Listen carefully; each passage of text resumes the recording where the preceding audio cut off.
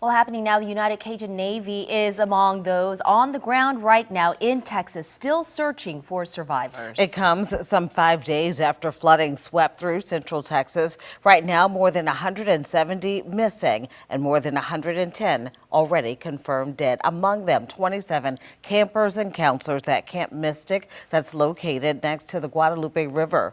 Rescue workers from Mexico and crews from other states have also joined in the search efforts. Tonight, as Central Texas continues to recover, several local families here in Louisiana were impacted by the devastating flash flooding.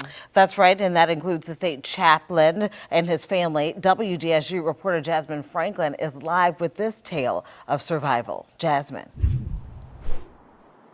Sela and Gina, the state chaplain was emotional when describing his grandchildren's trip to Central Texas. It all started as a normal summer family trip, but quickly took a turn for the worse.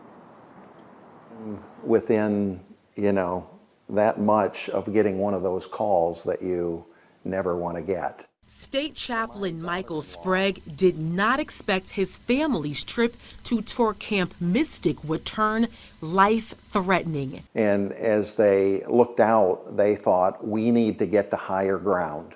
His two grandchildren and their mom were visiting Central Texas to explore the camp before it turned into a site of tragedy. But things changed in the middle of the night, and they were woken at 3:45 in the morning and sensed that there was something different.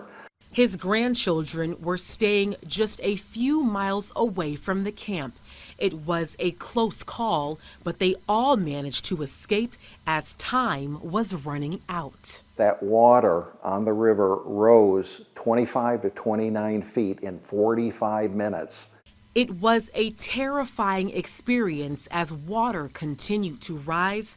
Their mother guided them through the pitch-black rural area before they were rescued. They could hear the water roaring and getting close, 3 hours waiting for the sun to come up, and then finally they were rescued in the afternoon by the National Guard. An experience New Orleans knows all too well. This for us was kind of like Katrina again, or Katrina 2.0. But the difference was, it's one thing when it's my wife and myself.